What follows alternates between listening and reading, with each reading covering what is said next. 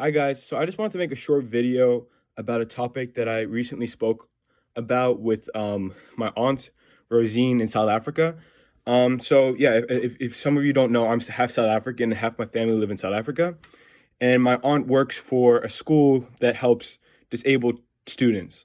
So they could have a learning disability or physical disability. Sorry.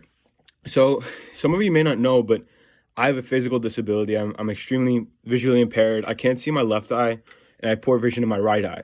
But I'm not really here to talk about my disability. I'm really here to talk about my journey with my disability in the education system in America. Obviously, South Africa is a little bit different, and Europe is a little bit different, and Israel, from some of my friends, is a little bit different. But in essence, you can kind of take what I'm talking about across the board. So I've had it my whole life, so I've had to deal with it, you know, ever since I've started school. So it's kind of been a part of me. When I started school, I would have a meeting with all my teachers and explain, like, my mom would explain, before I could explain, like, what I had and what needed to be done. And so basically, what needed to really be done was I needed to have everything enlarged so I could see, and then would have to sit in the front of class. So obviously, at a very young age, I was kind of set apart from the crowd. I was seen as different. And my peers were really accepting, and I think that they were always there for me. Like, they never singled me out. I've been bullied with my disability, but really not as much as some other people in society. But I think that my attitude can really help anyone with a disability, whether it be learning or physical. Um, and so yeah, so I've had this my whole life. I've had to deal with it, and not just in school, just in all aspects of my life. I can't drive, I can't play sports, and I love sports and fitness and stuff like that. But I can't do a lot of things. And at a young age, when you're different, you kind of start to feel bad, and you sometimes act out and stuff like that. But what I think I really had that really made me different was a different mentality. Like, I kind of accepted that I had a disability at a very young age, and I didn't really let it define me. Because in the end of the day, you can't really control what you're given at birth, right? You can only control what you do in your life, right? So if you have a learning disability, or you can't see well, um, you can live your life and allow that to bring you down, or you can, let that be on the side and focus on what you can do. And that's what I always try to do. I always try to focus on what I can do. And I think if you know me, I try to talk about that with all my friends and people around me, because it's very easy to get down on yourself. From an educator standpoint, I think it's really important to push positivity at a very young age with people with disabilities. Like, don't say a disability is a disability. Say it's an ability, okay? Say that, accept that that person's different. Don't lie to the person. Don't say that, oh yeah, you are the same, right? Because in the end of the day, you're not the same. And lying to someone is just going to hurt them more. So you need to be honest with the individual. And you need to embrace what they have. Then you have to embrace the difference. So if you, like, for example, if I sat in the front of the class, I would have really appreciated it if that was seen as a good thing and not like necessarily a bad thing. Or like at a young age, like, oh wow, you're special, you get to sit in the front. Oh wow, you're special, you get enlarged, text and stuff like that. Because a lot of kids, when that happens, they get upset, right? They get upset and they act out. And to a point, I did act out because I could not do like what everyone else did. So I always try to fit in, and sometimes that backfired, right? But as I grew older and older, I saw that was not the way. The way was to embrace my difference and work with it. Don't let it define me.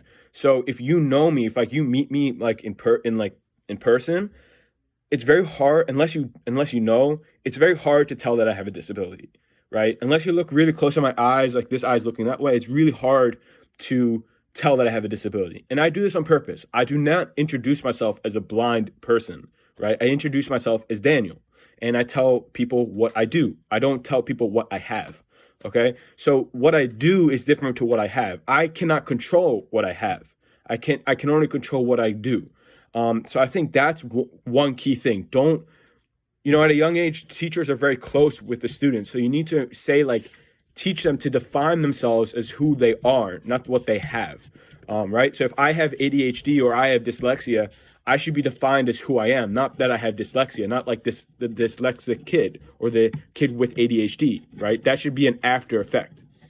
And another thing is, I think that you really need to allow students to fail and allow students to face hardships.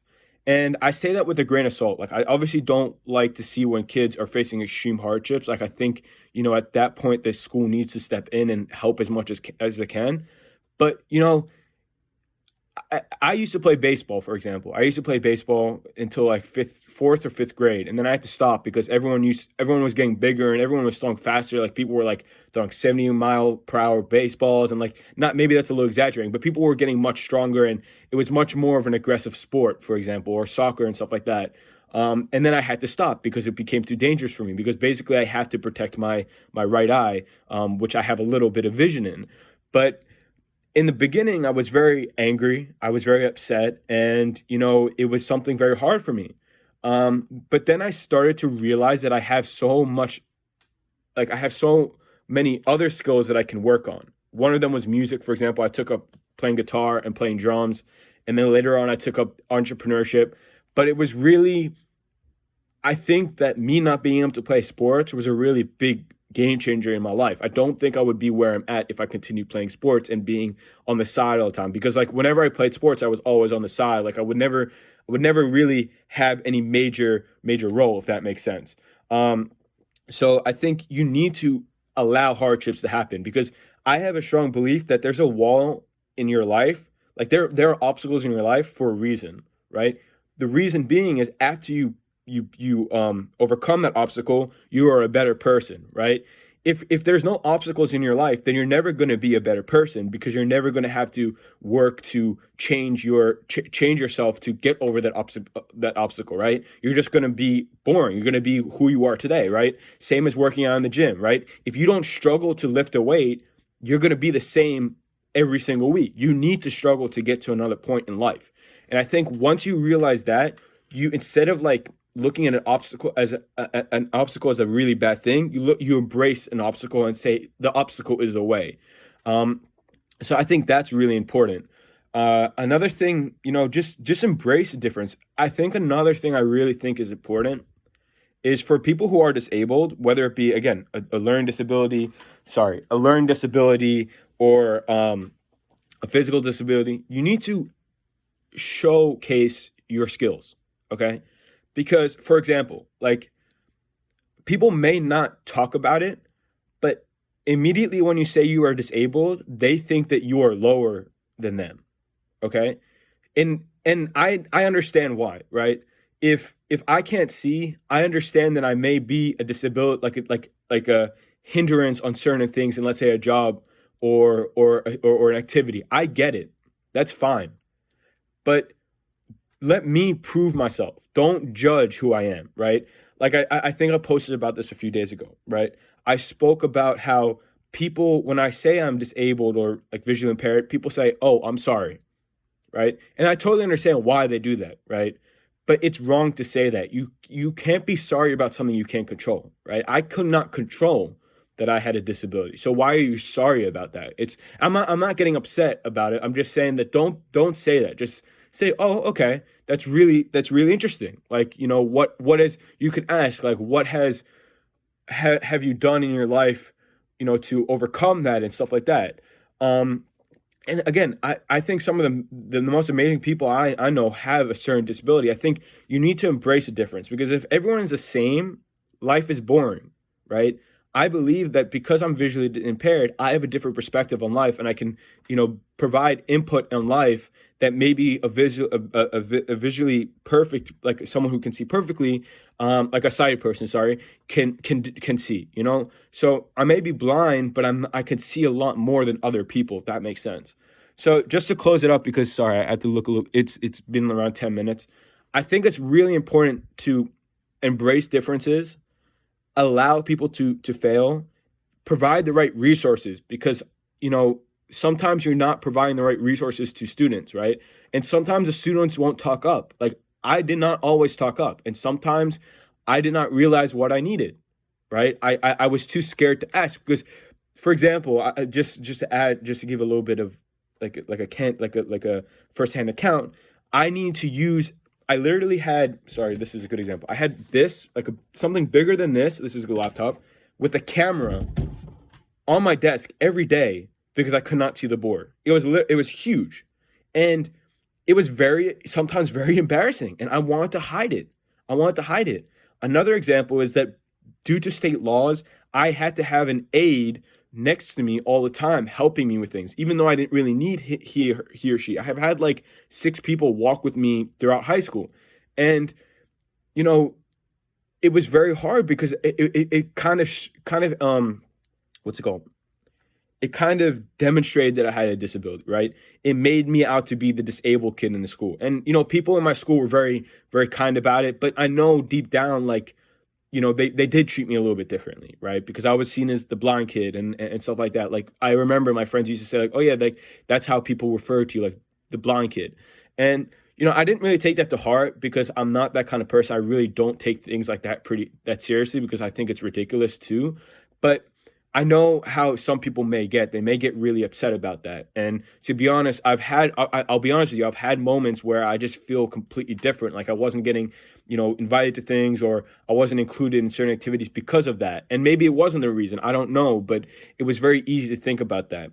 A current thing that I've been thinking about, and I think there needs to be a change, is the job system. Okay. There is a question that says, do you have a disability or not? And I'm genuinely scared to say I have a disability, okay? Because even though it's legally obligated to not judge people based on if they have a disability or not, same with race, gender, age, they will, right? People are inherently judgmental. They may not, like subconsciously judgmental. They may not express it, but they are. And right now, I'm saying, no, I don't have a disability, because I feel like that just gives me a little bit, again, define me, who I am and what I've done, not because I have a disability. Don't think I can't do something. Because again, like the only things, like whenever I talk to people about my disability, the only things I cannot do is see the menu in a restaurant, like from afar, and go and drive. That's literally the only things I can't do in life. I've been able to do most other things. And I know a lot of people with my disability and with other disabilities that are a little bit less, severe. That can't do that, right? But I believe it's all my mentality. It's all that I believe I can do something. So even if you're not disabled, okay, you should take from this that if you have obstacles, there's a reason you have obstacles. It's because you're gonna grow from overcoming those obstacles. And just because you can't do something now doesn't mean you can't do something in 2 months. You just have to put work into it. And another thing I always like to say is if I can do certain things, you can do it as well. If I could do well in school and get a finance degree and, start my own company and work with such amazing people and, get healthy and fit, you can do it as well. There's no excuses. And I think that's another thing I would like to end with, is that there's no excuses in life. There's always a way to do it. It may be hard, but you got to push harder, okay? You have to push harder than the hardship, okay? There's no room for excuses in life. And obviously it may take a while, but just try. And, I failed at so many things and I'll continue to fail at a lot of things, but I know deep down that I've tried. And, I think that's the most important thing in life, that you try to do things. So I hope you take something from this video. If you have any questions, just always let me know. I'm really open about my disability and about, what I've done in my life and what struggles I've had. I can go on for hours because I love to talk, but I think you understand my message, and I hope it resonates with you in some way. So have a great weekend, and thank you.